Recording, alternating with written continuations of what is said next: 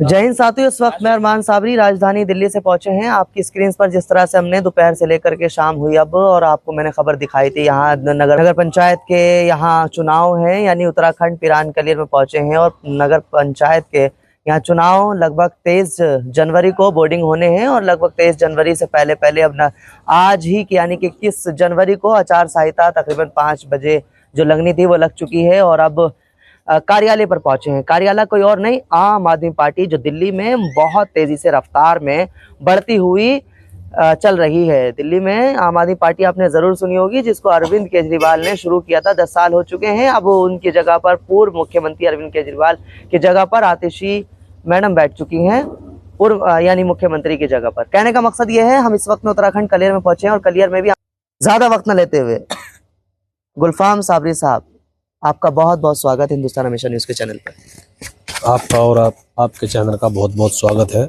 मेरी ओर से, और आपका उत्तराखंड में वेलकम, पिरान कलियर में वेलकम, आपका और आपके चैनल का और आपकी पूरी टीम का मेरी ओर से वेलकम। बहुत थैंक यू। सवाल ये है पहला, गुलफाम साबिर साहब, जिस तरह से मैंने पहले भी सवाल किए थे, बाईफेस हैं, आपके इलाके में हैं, आपके तमाम चाहने वाले आपके पीछे हैं।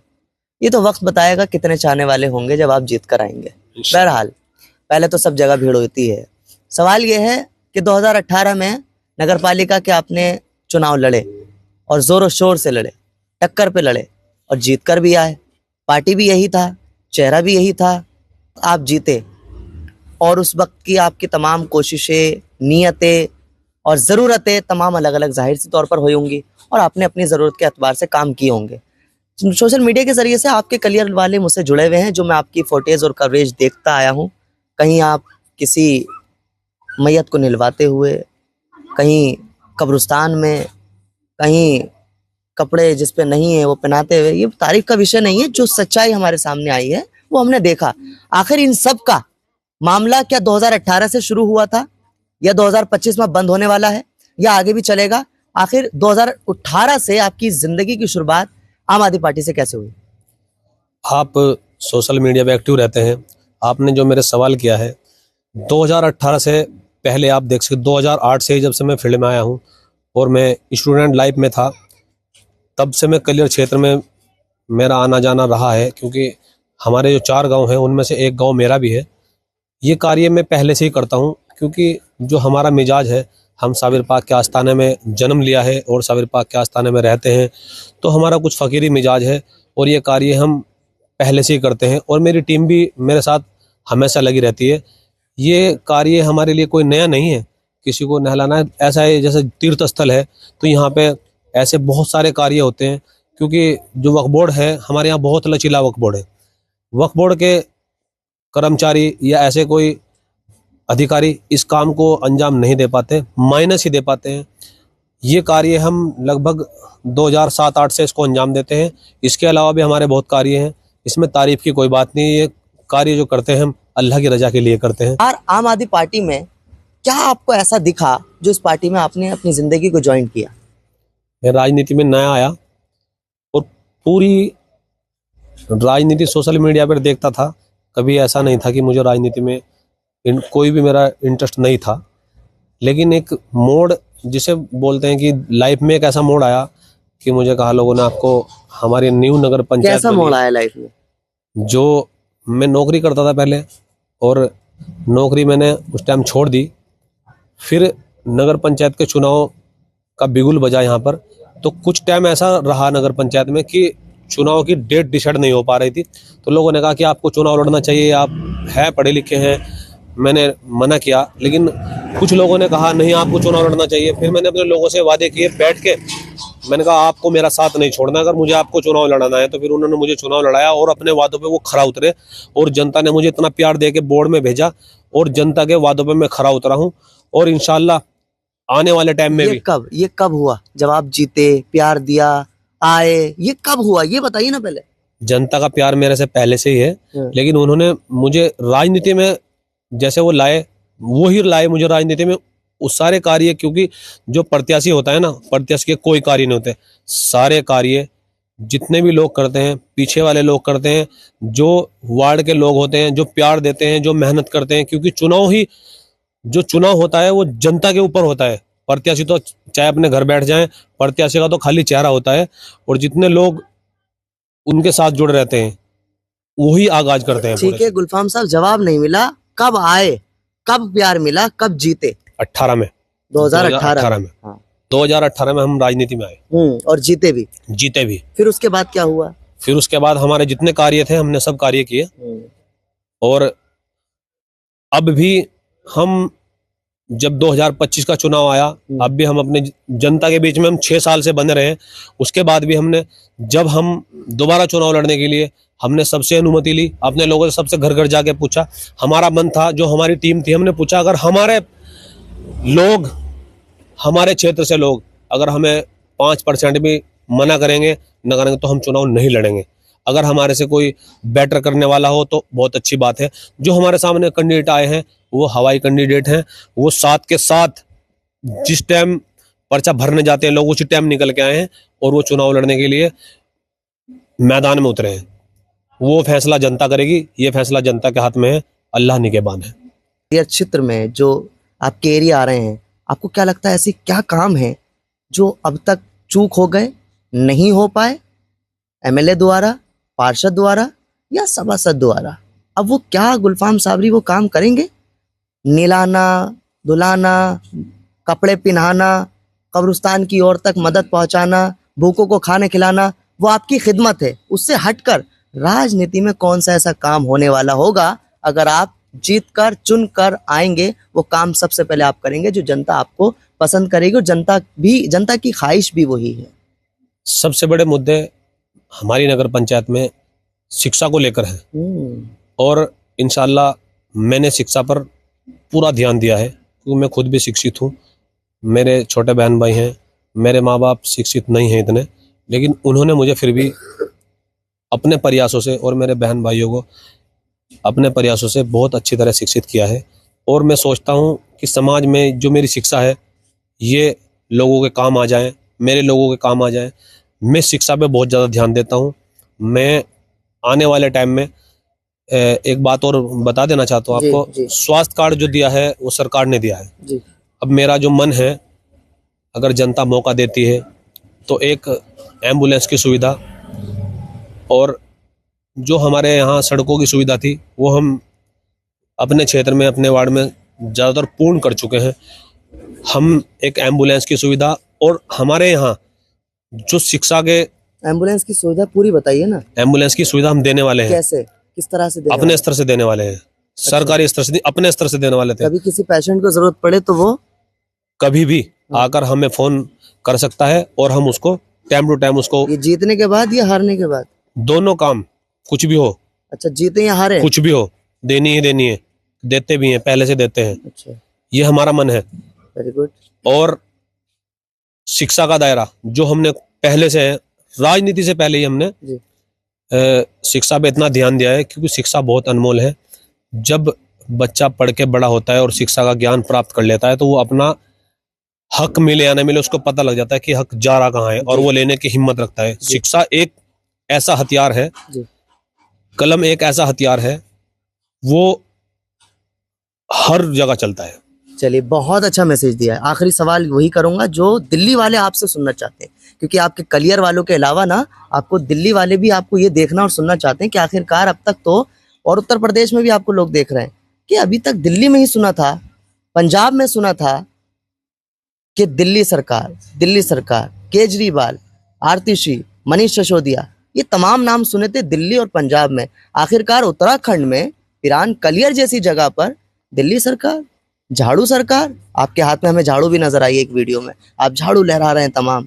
काश वो झाड़ू अगर लगाते हुए चलते तो और मजा आता, वो वक्त बताएगा। बहरहाल, अब क्या उस में आपको क्या इंटरेस्ट आया, केजरीवाल को अंदर आपने क्या देखा, दिल्ली में ऐसे क्या खास काम है जो दिल्ली वाले भी देख के सोचें, मजबूर हों, जो भी इस वक्त में दिल्ली सरकार को छोड़ने को तैयार हैं, आम आदमी पार्टी को क्रॉस कर चुके हैं, कांग्रेस में आ चुके हैं, उसको लेकर के आपको क्या ऐसा दिखा केजरीवाल के काम में या केजरीवाल में कि वो पार्टी आपने ज्वाइंट की है? पूरे भारत में एकमात्र आम आदमी पार्टी ऐसी है जो अपने कार्य से पहचानी जाती है। कैसा कार्य? जैसे आम आदमी पार्टी दिल्ली में आई, दिल्ली में उन्होंने जो सरकारी स्कूल कॉलेज हैं उनकी स्थिति डेवलपमेंट में बदल दिया। आप किसी भी राज्य में जाए, दिल्ली के जो स्कूल हैं और अदर राज्य के स्कूल है, सब में आपको जमीन आसमान का अंतर मिलेगा। नंबर 2, जो वहाँ का परिवहन है भारत के अदर राज्यों में और दिल्ली के परिवहन में बहुत ज़्यादा अंतर है। फिर आप मेडिकल लाइन में जाएं। आपने 2 बताए जी, अब तीसरा बताने वाले। तीसरा, नंबर 3, आप मेडिकल लाइन में जाएं, मोहल्ला क्लिनिक बहुत ज़्यादा अच्छी सुविधा है, बहुत ही ज़्यादा अच्छी। मुझे लगा ऐसी सुविधा होनी चाहिए। और एक और है उनके नंबर 4 कि जो किसी को अपने क्षेत्र में जो आम आदमी पार्टी कार्य करती है, जो कागजी कार्रवाई होती है, अगर किसी को कागज चाहिए तो आम आदमी पार्टी दिल्ली में उनके बना के उनके घर पहुंचाती है। और इसके अलावा भी बहुत कार्य है। कितने कार्य गिनाऊं, क्योंकि आम आदमी पार्टी कार्य से पहचानी जाती है। ये तो मैंने आपको पहले ही बता दिया कि आम आदमी पार्टी ही एक ऐसी पार्टी है जो भारत में अपने कार्य से पहचानी जाती है और अपने कार्य से वोट मांगती है, अपने कार्य पर वोट मांगती है। आपके सब जवाब पूरे हो गए। अगर आप चाहें, आप मुझे परमिशन दें, जबकि मुझे परमिशन का अधिकार नहीं, फिर भी मैं आपसे बोल रहा हूँ, जितने दर्शक आपके पीछे हैं, आपके इसी स्थान पर, इसी कार्यालय पर, मैं आपसे एक बात साझा कर दूं। केजरीवाल की आपने कार्य की बात करी है, जो काम की बात करी है। नरेश यादव राजधानी दिल्ली के मेहरौली, आप दरगाह से जुड़े हैं, मेहरौली विधानसभा से आप पार्टी से रहे एमएलए नरेश यादव ने उसी पार्टी में रह करके, जिसको कुरान कहा जाता है, जिसको मुसलमानों की प्यार दिल जान कहा जाता है, उसी नरेश यादव ने इसी आप पार्टी में रह करके कुरान की बेहुरमती करी थी और उस पर आवाजें उठाई थी, आप जैसे युवाओं ने, आप जैसे नौजवानों ने, इन जैसे लोगों ने।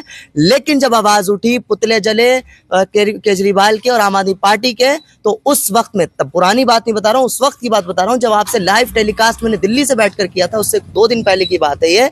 और उसके बाद जब ये तमाम धरना प्रदर्शन हुए कुरान को लेकर के, तो नरेश यादव को फिर भी अरविंद केजरीवाल ने लड्डू और मिठाई खिला करके टिकट से नवाजा। क्या आप इस चीज से सहमत हैं कि कुरान की बेहुरमती हो, इस्लाम और दीन पर अगर कोई मामला आ जाए, या किसी की भी एनीवे किसी की भी आस्था पर अगर ठेस पहुंचे, और फिर भी आपकी पार्टी, आपकी सरकार उसको टिकट से नवाजे, क्या आप सहमत हो सकते हैं? मैं, अगर कोई किसी के दीन पर या कोई किसी के मजहब पर उंगली उठाता है तो मैं इससे कभी भी सहमत नहीं हो सकता, और ना ही किसी को होना चाहिए।